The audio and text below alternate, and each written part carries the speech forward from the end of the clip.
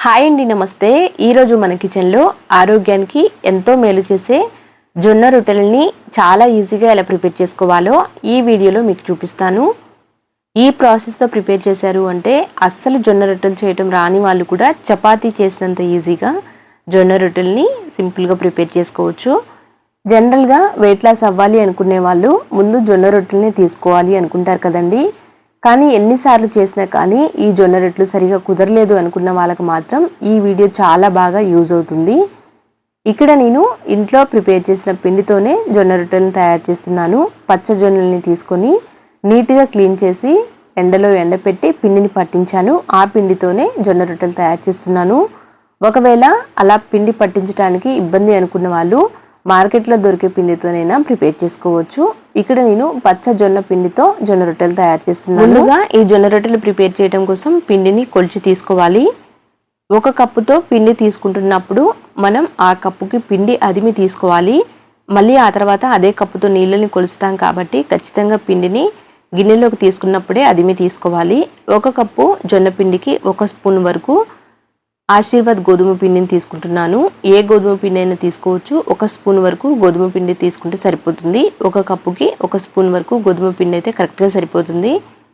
ఇలా నీళ్లు వేసి ఎక్కడ కూడా ఉండలు లేకుండా చక్కగా కలుపుకోవాలి. వీడియోలో చూపిస్తున్న విధంగా ఇలా కలిపి ఈ గిన్నెని పక్కన పెట్టేసి నెక్స్ట్ మళ్ళీ పిండి ఉడికించడం కోసం ఒక పాత్రలోకి నీళ్ళని తీసుకుంటున్నాను. 1 కప్పు జొన్న పిండికి 1 కప్పు నీళ్ళు అయితే కరెక్ట్గా సరిపోతాయి. ఇప్పుడు ఈ నీళ్ళల్లోకి రుచి తగినంత ఉప్పుని కొంచెం నూనెని కూడా వేసుకొని స్టవ్ మీద పెట్టి నీళ్ళని వేడి చేయాలి. అయితే పిండి ఉడికించే పాత్ర కాస్త అడుగు మందంగా ఉండేటట్లు చూసుకోవాలి. పిండి అడుగున అంటకుండా ఉంటుంది. ఇలా నీళ్ళు మరిగేటప్పుడు మనం ముందుగా గోధుమ పిండి ఒక గిన్నెలో వేసి కలిపాం కదా, మళ్ళీ అడుగు నుంచి ఒకసారి ఇలా కలిపేసి ముందు పిండి వేసేయాలి. ఆ తర్వాత ఈ పిండిని వెంటనే కలుపుకోవాలి. అడుగున అంటేయకుండా ఇలా వెంటనే కలిపేసేయాలి. పిండిని 1-2 నిమిషాలు ఉడికించాలి. వీడియోలో చూపిస్తున్న విధంగా పిండి ఇలా ఉడకాలి. ఇలా ఉడికిన తర్వాత మనం ముందుగా కొలిచిపెట్టిన జొన్న పిండి ఉంది కదా, ఆ జొన్న పిండిని కూడా వేసేసి వెంటనే స్టవ్ ఆఫ్ చేయకుండా 1 నిమిషం పాటు ఇలా కలుపుకుంటూ పిండిని ఉడికించాలి. అప్పుడే జొన్న రొట్టెలు చాలా బాగా వస్తాయి. ఇలా 1 నిమిషం పాటు ఈ పిండిలో కలిసే విధంగా చక్కగా కలిపేయాలి. ఇలా ఉడికించిన తర్వాత ఇప్పుడు స్టవ్ ఆఫ్ చేసేయాలి. జొన్న పిండి వేసిన తర్వాత లో ఫ్లేమ్లో జస్ట్ 1 నిమిషం పాటు కలుపుకుంటూ ఉడికించాము అంటే కరెక్ట్గా సరిపోతుంది.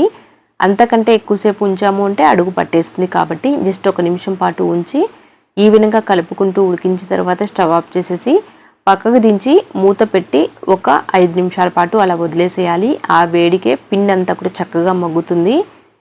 ఇలా ఉడికించటం వల్ల పిండిలో జిగురు ఫామ్ అవుతుంది కాబట్టి రొట్టెలు విరగకుండా చాలా బాగా వస్తాయండి.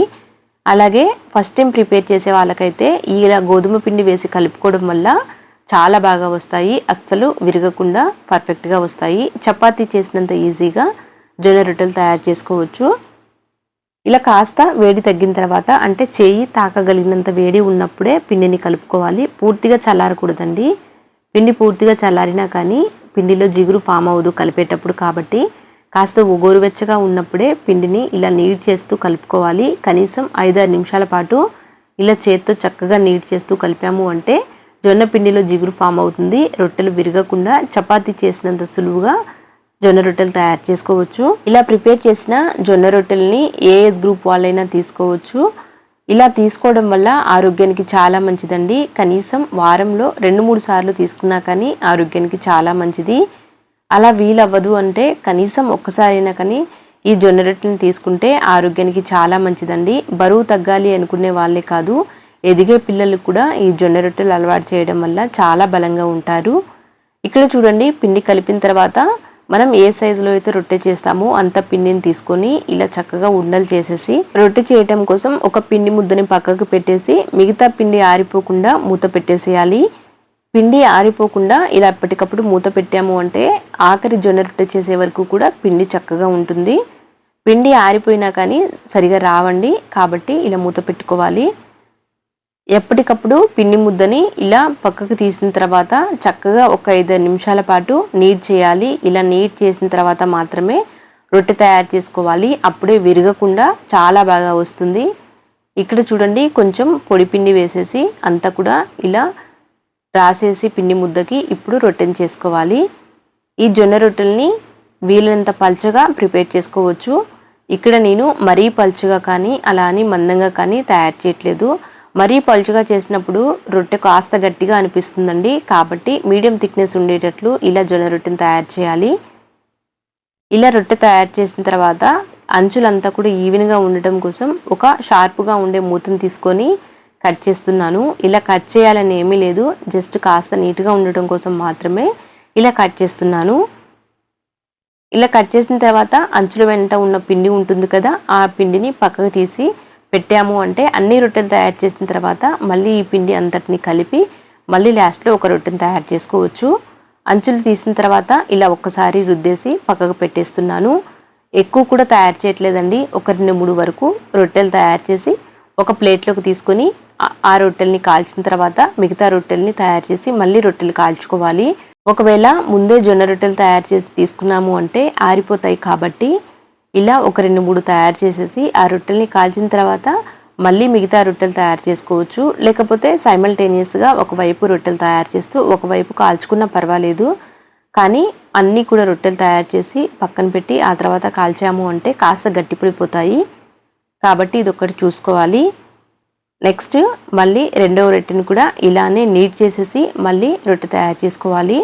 ఎప్పుడు రొట్టె చేసినా కానీ ఎప్పటి పిండి అప్పుడు చక్కగా ఒక 5 నిమిషాల పాటు నీట్ చేయాలి. కనీసం ఒక 2 నిమిషాల పాటు అయినా నీట్ చేసిన తర్వాత మాత్రమే రొట్టె తయారు చేసుకున్నాము అంటే చాలా బాగా వస్తుంది. రొట్టె తయారైన తర్వాత కూడా మెత్తగా ఉంటాయండి. ఇలా మనం చపాతీ కర్రతో చేసినా కానీ చపాతీ చేసినంత ఈజీగా ఇలా రోల్ చేస్తూ రొట్టెని తయారు చేసుకోవచ్చు. జొన్న రొట్టెలు అస్సలు రాని వాళ్ళు కూడా ఈ ప్రాసెస్తో అంటే ఈ కొలతలతో చేసాము అంటే చాలా బాగా వస్తాయండి. గోధుమ పిండిలో జిగురు ఉంటుంది కాబట్టి 1 స్పూన్ వరకు గోధుమ పిండి తీసుకొని నీళ్లు కలిపి బాగా వేడి చేసి ఆ తర్వాత జొన్న పిండి వేయడం వల్ల జొన్న పిండిలో కూడా జిగురు ఫామ్ అవుతుంది. చపాతీ చేసినంత ఈజీగా ఈ జొన్న రొట్టెని తయారు చేసుకోవచ్చు. ఇక్కడ చూడండి రెండవ రొట్టెని కూడా ఇలానే ప్రిపేర్ చేశాను. ఇప్పుడు అంచుల వెంట ఉన్న పిండిని పక్కకు తీసేస్తున్నాను. ఈ జొన్న రొట్టెలు తయారు చేస్తున్నప్పుడే స్టవ్ మీద ప్యాన్ పెట్టి లో ఫ్లేమ్లో పెట్టాము అంటే ఈలోపు ప్యాన్ కూడా బాగా వేడై ఉంటుంది. జొన్న రొట్టెలు ఎప్పుడు తయారు చేసినా కానీ ప్యాన్ బాగా వేడైన తర్వాత మాత్రమే రొట్టెని కాల్చుకోవాలి. అప్పుడే రొట్టెలు ప్రిపేర్ అయిన తర్వాత చాలా మెత్తగా ఉంటాయి. ప్యాన్ ఏమాత్రం వేడవ్వకుండా ఈ జొన్న రొట్టెలు వేసాము అంటే సరిగా రావు. ఒకవేళ వచ్చినా కానీ చల్లారిన తర్వాత గట్టిగా ఉంటాయి. ఇక్కడ చూడండి పొడిపిండి ఉన్నవైపు ఇలా తడి క్లాత్ని జస్ట్ ఇలా అదిమేస్తే సరిపోతుంది. ఒకవేళ పొడిపిండి లేదు అనుకుంటే తడి క్లాత్ పెట్టకపోయినా పర్వాలేదు.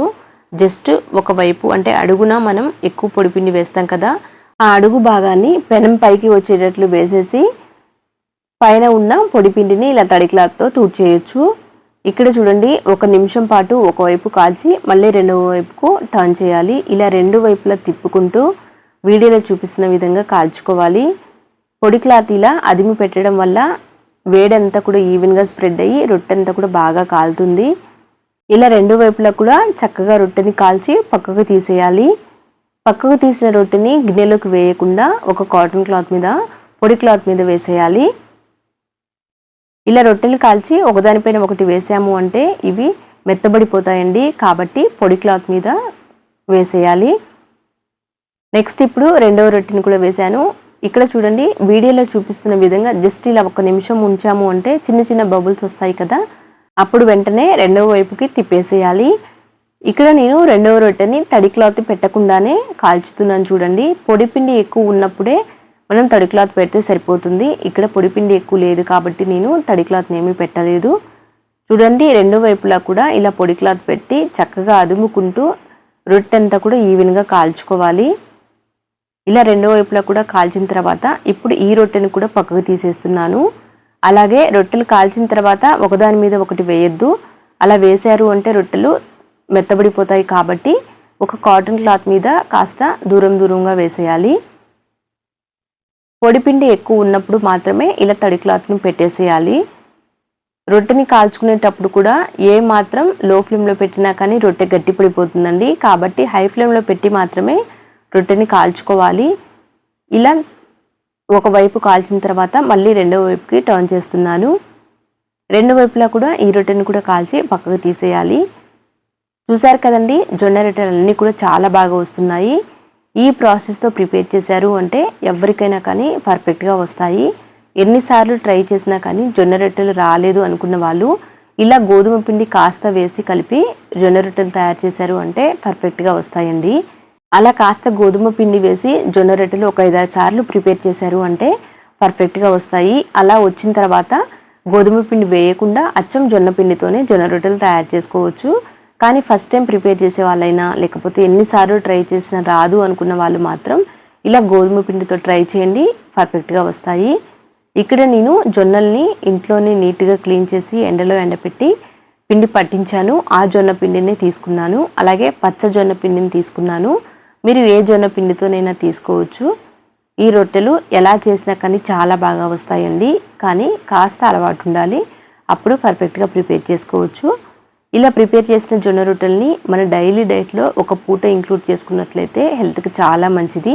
అలా తినలేని వాళ్ళు కనీసం వారంలో ఒక 2-3 సార్లు తీసుకున్నా కానీ చాలా మంచిదండి. చూశారు కదా, ఈ రొట్టెని కూడా తయారు చేసేసి పక్కకు తీసేస్తున్నాను. ఇలా ప్రిపేర్ చేసిన జొన్న రొట్టెల్ని ఏ కూరతో తీసుకున్నా చాలా రుచిగా ఉంటాయండి. అంటే వెజ్ నాన్ వెజ్ ఏ కర్రీస్తో తీసుకున్నా చాలా రుచిగా ఉంటాయి.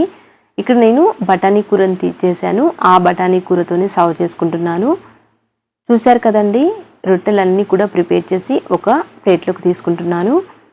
ఇలా ప్రిపేర్ చేసి ఎదిగే పిల్లలకి ఒక్క రొట్టెకి ఇచ్చినా కానీ హెల్త్కి చాలా మంచిది.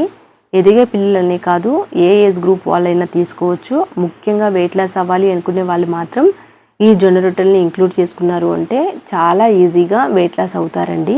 వెయిట్ లాస్ అవ్వాలి అనుకునే వాళ్ళతో పాటు డయాబెటిక్ పేషెంట్స్ కూడా తీసుకుంటే హెల్త్కి చాలా మంచిది.